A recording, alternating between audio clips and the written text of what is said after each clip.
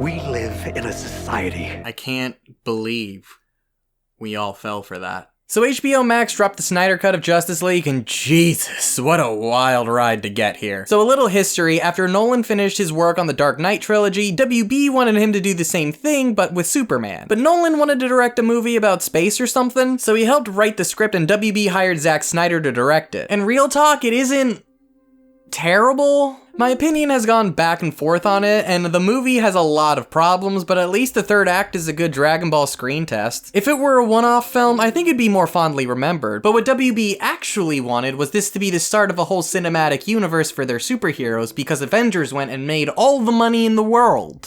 So with a successful enough movie, Zack Snyder was given the go-ahead to make a sequel and was essentially the vision behind the DCEU's look, tone, and characters. Batman v Superman: Dawn of Justice was a bloated mess meant to act as a prelude to an eventual Justice League movie, and does so by literally halting the movie in its tracks to set up characters that we've never seen and give them a Deus Ex Machina and Wonder Woman who had a movie coming out the next year. Reception was so negative toward the movie that when it came time to make Justice League, WB meddled a lot with the original production of the film. The original Snyder Cut of the film clocked in at over 3.5 hours and was not to DC's liking, with Warner Brothers calling it unwatchable. They thought the dark tone wasn't working, so they wanted it to be a much lighter movie. They felt that the other movies in the DCEU were too long, so they demanded a 2-hour runtime. And after the tragic death of Zack Snyder's daughter, they took it as an opportunity to replace him with Joss Whedon, who was already overseeing production before Snyder left because he just got finished working on Avengers, and there's no way in hell his involvement would come back to bite them. Oh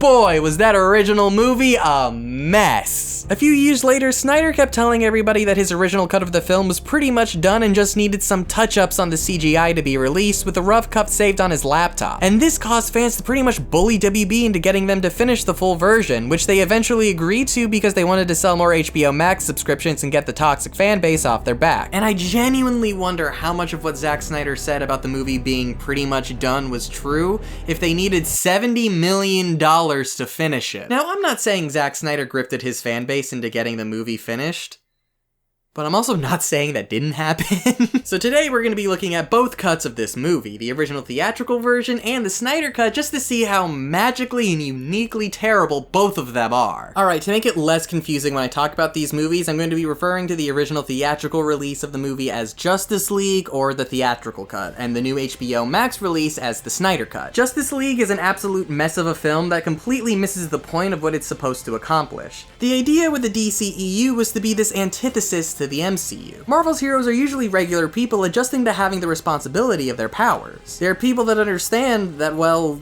great power comes great responsibility. But the DCEU attempts to reverse that notion. Rather than people adjusting to the responsibility of being superheroes, these movies focus on superheroes being seen as godlike beings adjusting to human life. And Justice League was going to be a sort of gathering of gods on Earth working together to take down an intergalactic threat that humanity could not handle on their own. It was something beyond them that would force these characters to come out of the shadows and protect the planet. But this dark take on the DCEU was what Warner Brothers thought was making their movies bad. So when they forced out Zack Snyder, the dark tone was the first thing that had to go. Reshoots were done to add jokes to scenes to lighten the mood, they upped the saturation to an insane degree so that almost every scene looks fake and artificial, and they pretty much just tried to remake Avengers. Tell me if you heard this one before. Quick scenes introducing our cast of characters, the villain's main plan being centered around a box, the villain succeeding in his plans and wiping the floor with our characters before they fully come together, a scene of our heroes infighting, then everyone working together to beat the big bad through teamwork. The problem is that Avengers spent 5 movies introducing all of the lead characters and weaving elements of the story into those films so they wouldn't have to spend time on exposition and could focus on the fun. Every one of the movies adds some element to the larger narrative, whether it be a concept explored, a MacGuffin, or a character. But Justice League does not do that at all. Batman v Superman had a rather forced scene showing off MP4s of the future members of the Justice League, but ultimately the movie only carries over Batman, Superman, and Wonder Woman, so it has to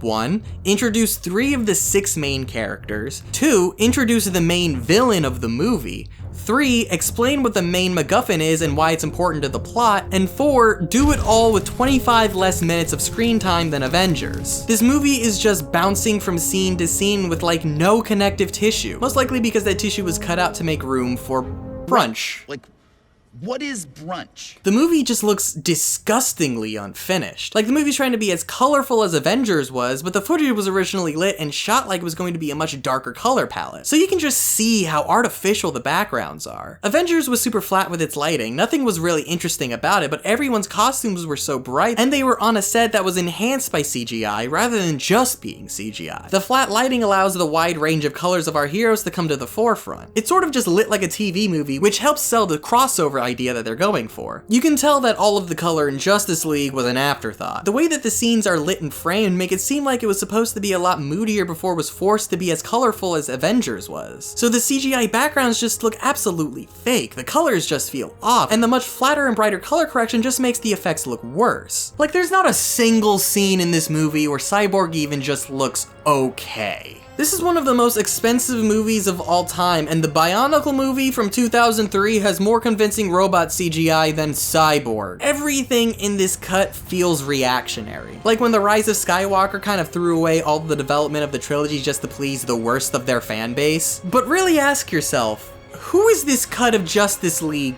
made for? It is so tonally different than the other Snyder movies that it doesn't even feel like it's in the same franchise. So you'll piss off the people who actually care to see this movie unironically. A majority of audiences hated all the movies that led up to this one, so they weren't really convinced to watch it. The only real positive I have to say about the movie, I guess, are the actors themselves, because they do a good job. Like Ezra Miller, Jason Momoa, and Henry Cavill all are doing really good jobs as these characters, like rivaling the perfect casting chops of many of the Marvel picks. Ben Affleck is a good actor, but he just seems kind of bored in this movie, and I feel that Gal Gadot is super reliant on her director to get a good performance because she was okay in Wonder Woman, but in this movie, every emotion just feels forced, overacted, or underacted. Why? Because of your guilt? She just poses and looks pretty in almost every shot. But to be fair, that's how Zack Snyder and Joss Whedon direct like all the women in their movies. Everything in this movie is just bafflingly bad. It's what everyone thought the original Avengers was going to be like before that one ended up being pretty good. This movie is what happens if you make a cinematic universe that you just come up with shit as you go. But of course, this is just the studio hack job that they came up with after firing Zack Snyder. We never actually got to see his definitive version, the thing that he says was gonna vindicate his vision of this whole universe. Until now. So now let's see his definitive version of these characters and this story. After watching the Snyder Cut, I can see all of the reasons why Justice League failed. Clocking in at just over 4 hours, this movie is an entirely different beast than its theatrical cut. The story actually makes sense, the cast actually gets development, the tone is more consistent, and we're actually getting to know what Cyborg's powers are. So off the bat, I want to say the Snyder Cut is leagues above the original movie. But don't take that as me saying the Snyder Cut is a good movie, because it's not. It's definitely not. Take it as more of, that's how low the bar of the theatrical version is. Because the Snyder Cut is an extremely bloated mess that hasn't really learned anything of the mistakes of the past. There is a lot of slow-mo, and that isn't really the full problem, because a lot of the scenes look really awesome because as much as I clown on the guy, Zack Snyder knows how to make things look pretty. The problem is that so many scenes just go nowhere or are super redundant. There's one scene where Steppenwolf talks to Desaad about how he obtained a mother box, then like 45 minutes later they have what amounts to the same scene play. Like, no new information was given, the same characters were pretty much in the exact same place, saying the exact same thing in a slightly different way, and it just made me realize that this movie had no reason to be 4 hours long. It was 4 hours long because Zack Snyder doesn't know how to tell a story. The first 2 hours of this movie are nothing but filler. They didn't need to happen in this movie. It was pretty much just all the exposition the theatrical cut was missing. The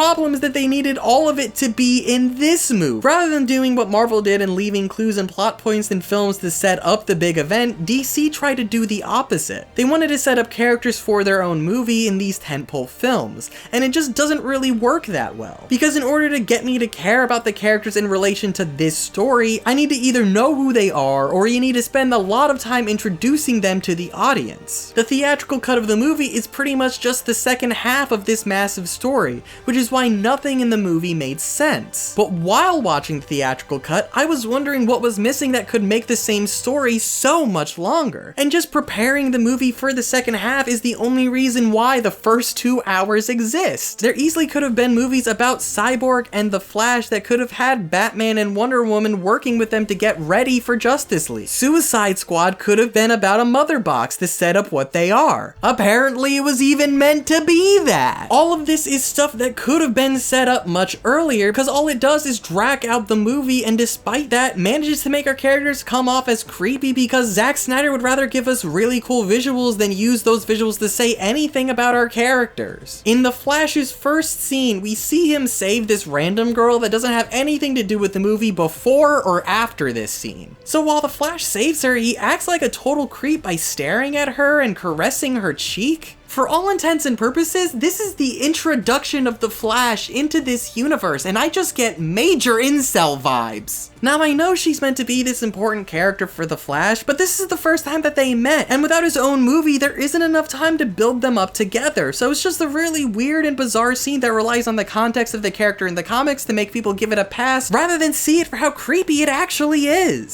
Zack Snyder also has a major over-reliance on the use of slow motion to the point of making this entire superhero epic super melodramatic. The Flash's whole thing is that he's super fast, so making his superpowers Zack Snyder slow-mo could have worked and made his superpowers come off as super unique. He just does what everyone else does, but with lightning around him. Yeah, that one scene in the end was really fucking cool, but it took us 3 hours and 45 minutes to get to that point. The effects of the movie look better than they did in the theatrical cut, but it's mostly because it is actually color graded and set up with the original intent rather than bumping up the saturation and exposure in post. Steppenwolf's new design looks much better than the generic character that we got in the original version. Effects generally just feel more complete in this, but another Zack Snyder issue that crops up is that every frame just feels so busy. Almost all of his films have that issue, but because this is presented in 4:3, the problem is even worse because there is so much less screen space. And I know it was presented in 4:3 to stay true to his vision or whatever, but since the original trailer was still showing things in 16:9, I feel like he just reframed the effects to work like this, and it really does show with how much is happening at any given moment. And Cyborg just still looks really bad. He just looks like an incomplete visual effect, and it's not really good at all, especially now that the movie focuses on him so much more. I also don't think he needed an Iron Man flying scene with the helmet and all. It just made me groan thinking that the movie was wasting my time showing me things that other superhero movies did so much better. The one thing I will say is better in the theatrical cut is the fact that the film focuses more on the characters in the scene with them interacting, rather than almost every scene just being exposition or a conversation meant to set up information the audience couldn't have known. The characters actually talked to each other, they formulated plans, they worked through their own issues. This movie just goes back to every character talking about how important things are around them, how important they are, their history. Nobody is actually a person, they're just a mouthpiece meant to further the plot. It grates on you the more you watch. I did the entire movie in one sitting, and I just needed an intermission about 2.5 hours in because it was just so much. It was as I was re-upping my snacks that I realized I think this movie could work a bit if you don't consider it a movie in a massive universe of terrible movies, and instead a mini-series adaptation of the Justice League animated show. It's kinda cool if you approach it that way. The chapters can be individual episodes, which makes Zack Snyder's repetitive scenes and mindless slow-mo work a lot more if you look at the other parts as individual episodes rather than chapters in a single story. Then it makes a lot more sense with the way the story is paced. I even talked to my friends and asked if they liked it and how they watched it. Out of the 6 people I talked to, 4 of them liked the movie and watched it over the course of a few days, using the chapter markers as a guide to stop, and 2 of them really hated it because they watched it the whole way through. And I am in the camp of people that watched it in one go and just got tired from the mess. But as a mini-series, it makes the endless exposition more bearable and makes the visual montage scenes less intrusive because of how often they happen per episode. And if one episode is too slow for you, oh well, maybe the next one will be more fun. Like I said in the theatrical cut, the actors do a good job portraying these characters, so it becomes like seeing them come together for a final battle. It is just if you watch it as a single long movie, then you realize that the movie is terribly paced. The first half is just setting up the second half. It is ungodly boring watching a movie for 2 hours before something happens. Also, the nightmare scene at the end was entirely unneeded. You can tell that this was what a majority of the reshoots led to. It was just the scene meant to tease the possibility of future movies, so maybe Zack Snyder could get his toxic fanbase of bully WB into getting the rest of his films made. Jared Leto's Joker returns and literally serves no purpose in this movie. People are talking about how this is one of the best Joker Batman scenes we've ever got, and genuinely, I feel it's one of the fucking stupidest. First off, this is a dream, so anything being said by any character is absolutely meaningless. Second, Jared Leto is giving just as dumb a performance as he did in Suicide Squad. He just fundamentally misses the point of why the Joker is a fun character to see on screen. Leto just plays the character as some whiny edgelord whose mom finally let him shop at Hot Topic. You can see how self-important he thinks this performance is in this picture. It fundamentally misses the point. Third, the conversation they have just isn't that good. People just think that this is a good conversation because Batfleck says fuck during it. I say fuck on camera a lot, people don't think I'm smart. It is trying so hard to masquerade as an important and memorable scene, but literally everything about its context ruins it. It is a conversation with a character that hasn't been in the movie at all up until this point, set during a dream at the end of a 4-hour experience. Why the hell do people think this is avant-garde cinema? Is the Snyder Cut the better version of this story? Yeah, it is. But that isn't saying anything spectacular. It is the slowest, most bloated, and most Zack Snyder-y movie I've ever seen. If you've seen his movies before and liked them, then chances are you'll like this cut. But if you hate his style and body of work, then this is just that cranked up to 11. It has some cool visuals, but you need a lot more than that to have a fun movie. And that's what I thought of both versions of Zack Snyder's Justice League. Do you agree with me? Do you disagree? Please let me know in the comment down below. And while I have you here, why not click this playlist right over here to see my thoughts and opinions on other comic book movies? And why not subscribe so you know whenever I post a new video? Thank you guys, and I'll see you next time. I need to start editing this thing for the next video, so let me just go in slow motion to get it. They will join you in the sun, Cal. Choice of whether to stand